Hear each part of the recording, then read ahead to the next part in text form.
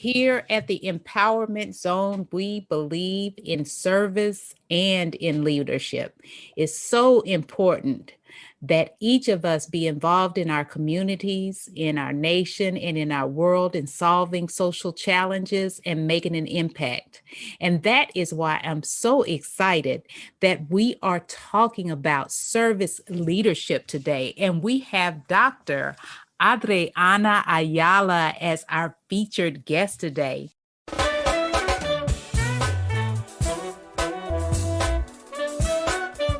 Welcome to the Empowerment Zone with Ramona Houston, where we zone in on Black and Brown relations and our journey to empowering our communities.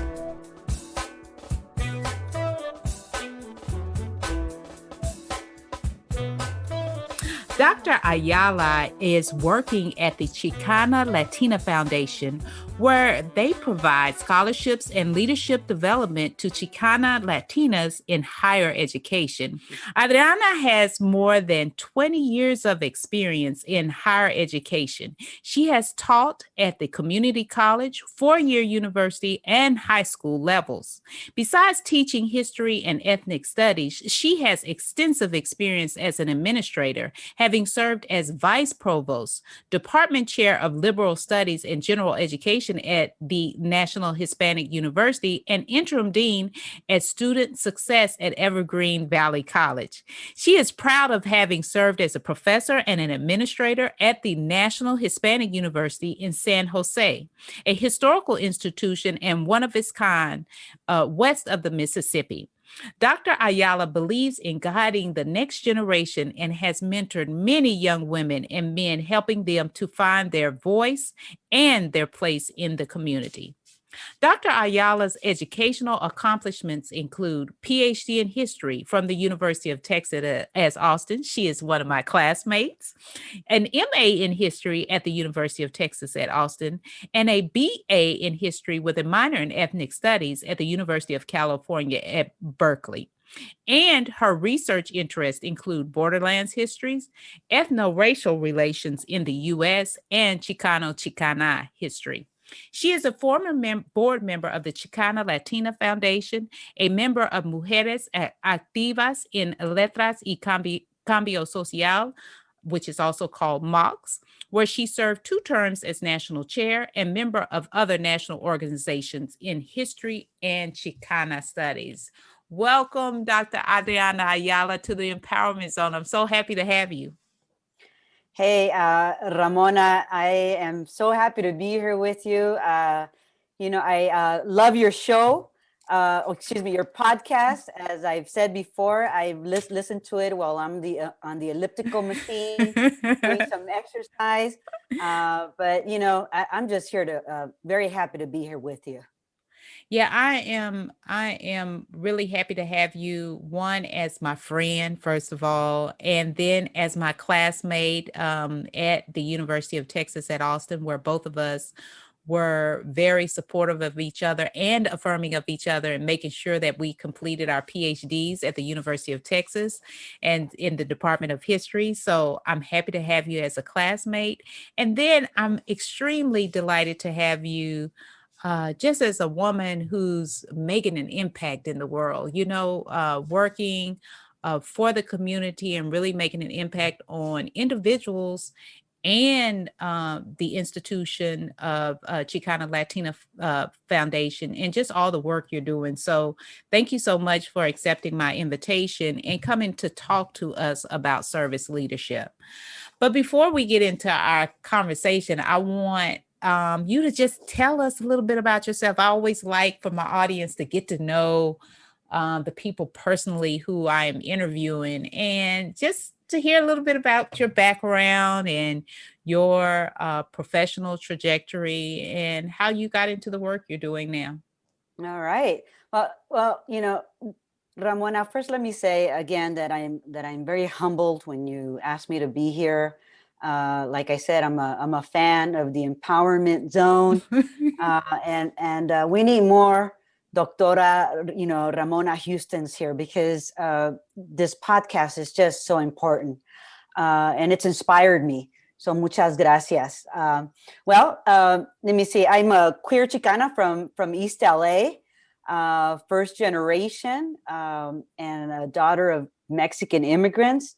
Just to give you a little taste of East LA, I spoke Spanish at home, much like many of the other families in East LA, where we live. Not a lot of people, people spoke English, but I was just so accustomed to being in my community of Spanish speakers. I'm a product of LBJ's Head Start preschool program. I'm also a product of Catholic education, a product of affirmative action, and I'm proud to have gone through a summer bridge program. And I'm unapologetic of saying that, saying all those things, affirmative action has been around since the beginning of this nation. As you well know, white men have been going through affirmative action for all of these years. And so, it's just part of who I am and part of what's helped me as well. I attended the University of California at Berkeley, where I majored history. And of course, like I said, I minored in ethnic studies. And the reason for that is because history was just not enough. It didn't tell the whole story. And, one of the reasons why I entered or I was interested in pursuing history was because, I didn't feel history centered women of color. It didn't center, queer women or low income working class folks. And so that was part of my inspiration and pursuing a doctorate in history.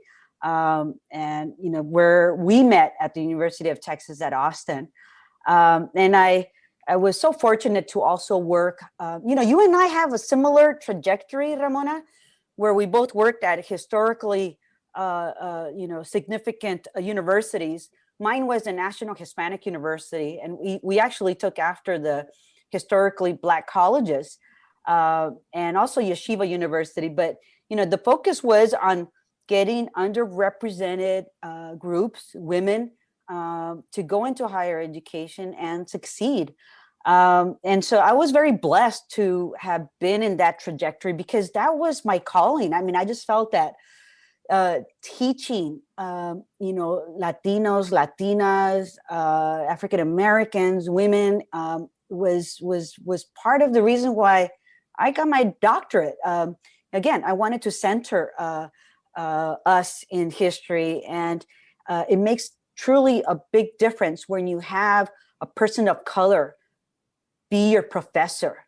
And to me, I had several people of color be my professors, and that to me was significant.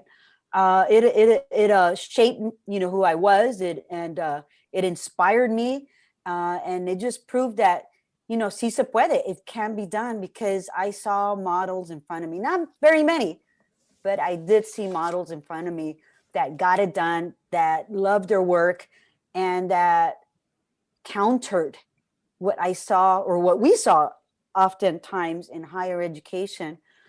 Folks that were sometimes there to be condescending, tear you down as a grad student. But no, I had a lot of wonderful mentors that just pulled me up and let me rise. And so that's part of a little bit about who I am. And I have, just to let you know, I have 2 wonderful kids. I have a wife, and I live here in San Jose, California. Just talking about your experience going to college and being able to see yourself and your professors, I can so identify with that. I'm from a small town called Brownwood, Texas, and in my 12 years of K through 12, I had one Black teacher. And so when I attended college at Clark Atlanta University and took classes at all the institutions and in the Atlanta University Center, there are 6 at that time. It was 7 historically Black colleges there, and I took classes on 6 of those. And let me go on and list them: Spelman College, Morehouse College, Morris Brown College, Clark College, Atlanta University, the Interdenominational Theological Center, and Morehouse School of Medicine. I have to give a shout out to the historically Black colleges and universities and say their names. But I remember my first days in the classroom and seeing black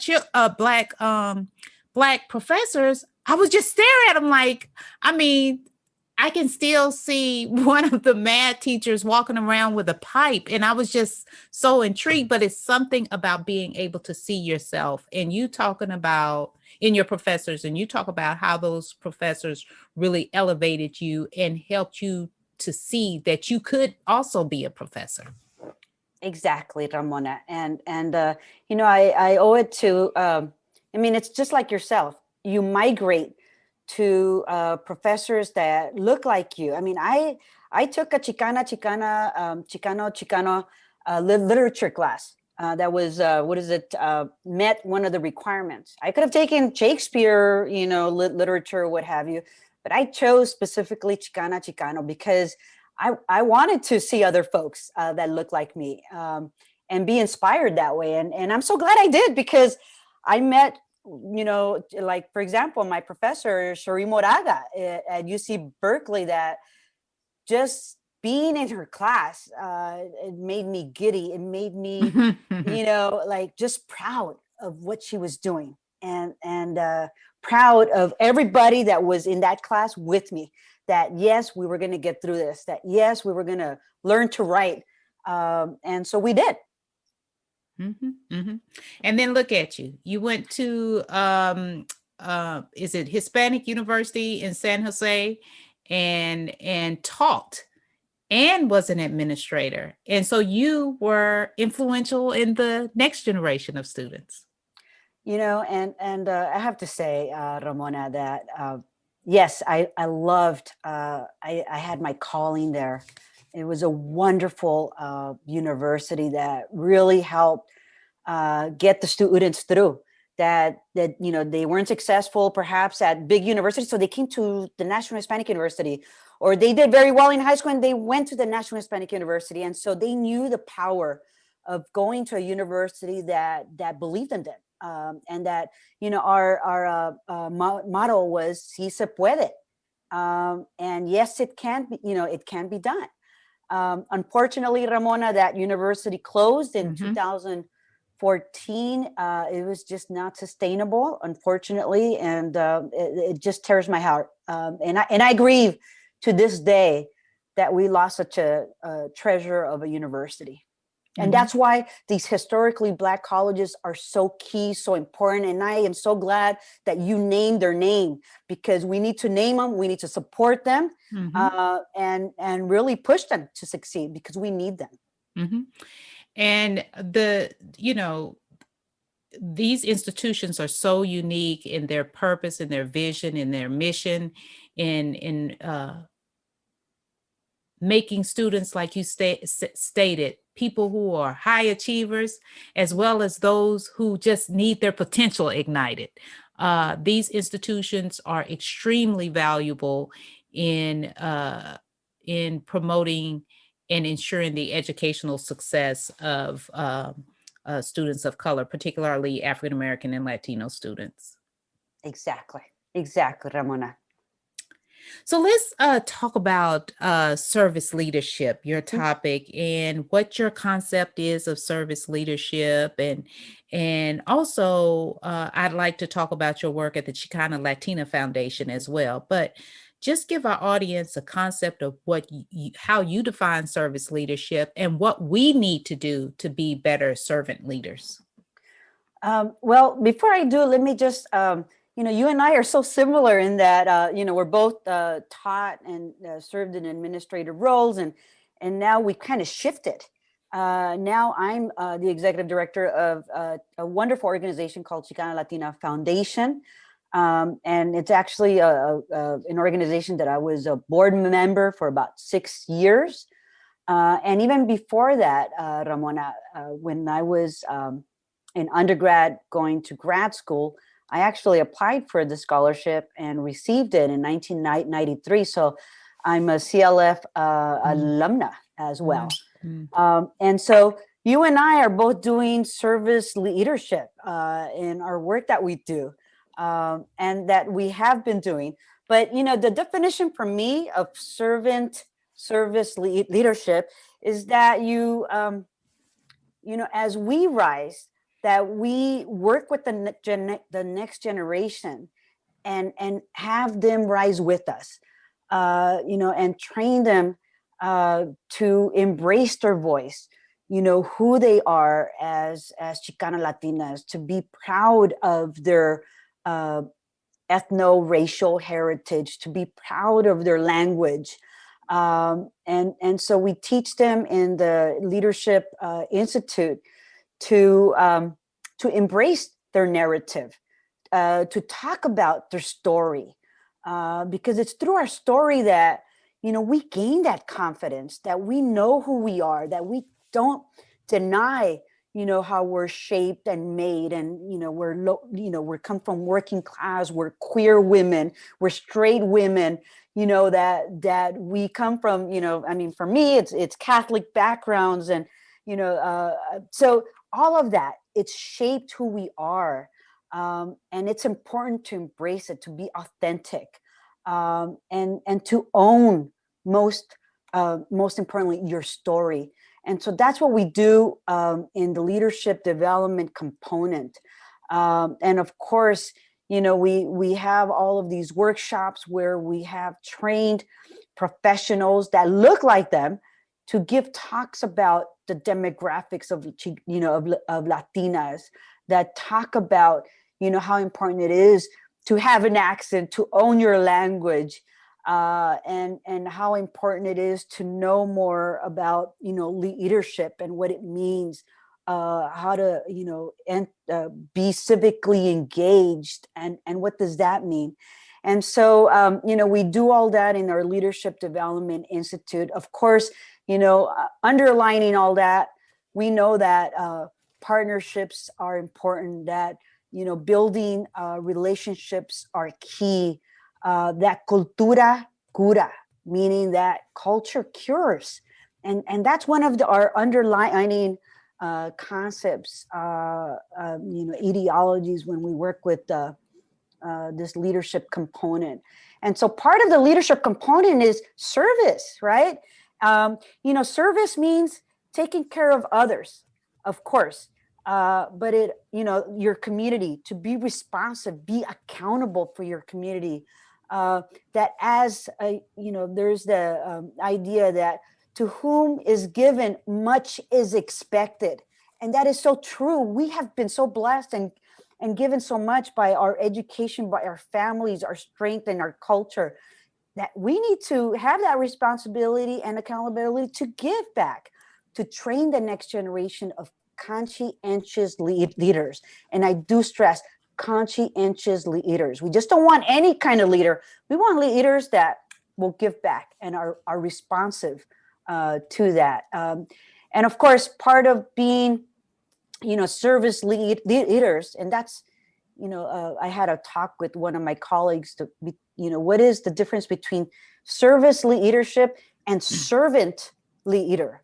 And I think they're both very comparable, but she says that servant leader, most of the time she's seen that there's they overwhelm themselves, they overwork themselves, they don't take care of themselves in that component.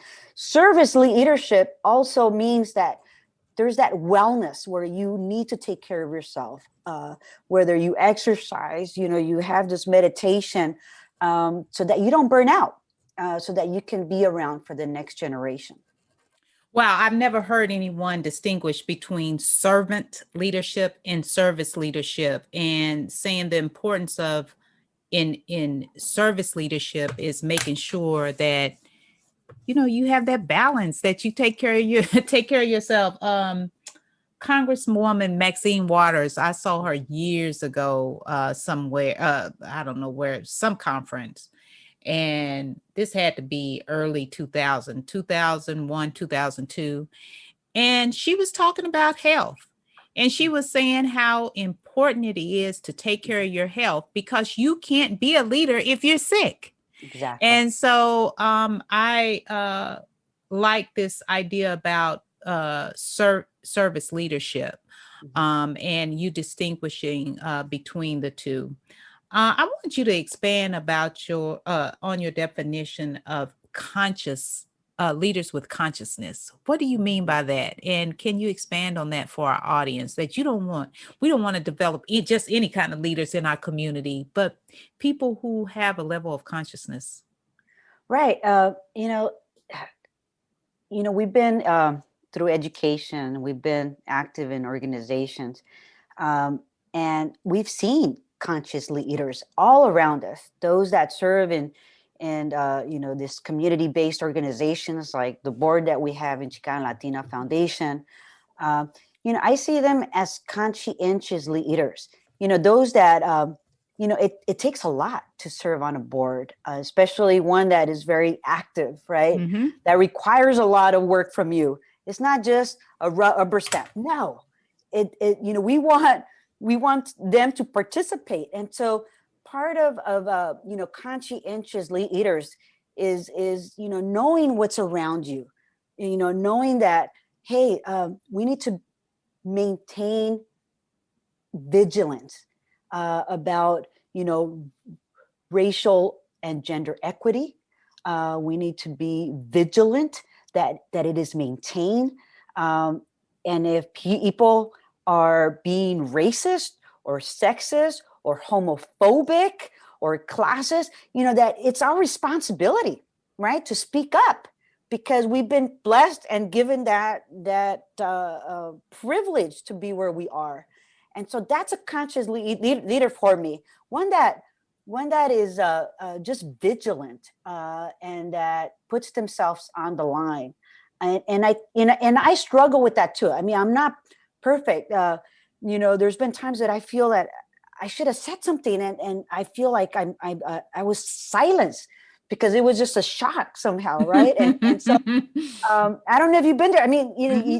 and so it's a challenge, and so I'm trying to learn every day how to be better at being a conscious leader. And I think this is a lifelong struggle and lifelong learning experience that we all are trying to be better at serving our communities. And so that's what I mean by conscious leader.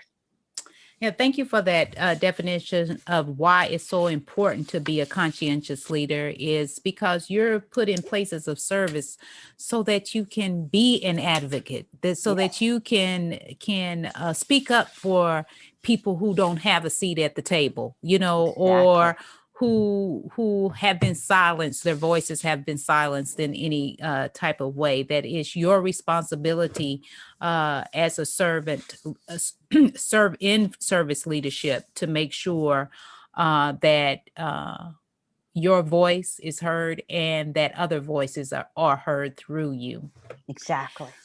So, with the Chicana Latina Foundation, what do you think is the biggest impact you all are making right now? Well, we serve college students at the community college, those that are at 4U universities, and grad students. And so, we not only give them scholarship to help them out. They are required to attend the Leadership Institute throughout the year. And so we noticed early on that we just didn't want to just give money and then just cut people off, that we wanted to bring them into the fold, into the family, and create this alumni association of professionals, a network. And so, our impact has been significant, Ramona. Those that have received the scholarship and have gone through the Leadership Institute, 88% of those receiving or recipients of CLF, 88% that attend community college finish, as opposed to 50% Hmm. statewide. at the CSU, which is our California State universities, 95% finish as opposed to 70% statewide. And the UCs, which are like the UTs, right? 95% finish as opposed to 70%. So, we're doing something right about giving scholarships and the Leadership Institute to develop, their professionalism, to develop their leadership, and develop them as a part of our community, cultivate these leaders. That is great. And we see that, young people need more than just money in order to excel and complete their education. They need support. And it's good to hear that you all are providing those type of professional development activities and other types of support to make sure, through the Alumni Association, to make sure that these students stay the course and complete their education and move on to other opportunities in society. So before you go, can you tell our audience, what you would encourage them to do in terms of service leadership and or supporting your organization? Wow. Yes. Support Chicana Latina Foundation and other community-based organizations like ours. It's important to put yourself out there. Look for these organizations and volunteer. Without our volunteers, we wouldn't exist, Ramona. We depend on volunteers to read, the applications, to serve on the interview panels. As a matter of fact, we're going to be conducting interviews this Saturday and Sunday, and we have more than 100 volunteers who are giving of their Saturdays and Sundays, to interview the next generation of leaders. And it's so beautiful to see that these volunteers are giving of themselves, but at the same time, those that are going through the interviews, it's so important for them to see these professionals giving of themselves. And let me tell you, they are so grateful that, they understand that these folks are volunteers and that they're giving of themselves, but they know it's important to give back to the community. And there's a lot of conversations that occur from those relationships. There's, business cards that are exchanged. There are relationships that are built, networks that are started from that. And so I would encourage folks to go out there and volunteer, give a little bit of yourself. There's so much to do out there, whether it's at the college level or at the elementary level, whether you just go out there and clean the streets, but just put yourself out there. That's important. Well, thank you so much. I have Dr. Adriana Ayala here today, who is Executive Director of the Chicana Latina Foundation.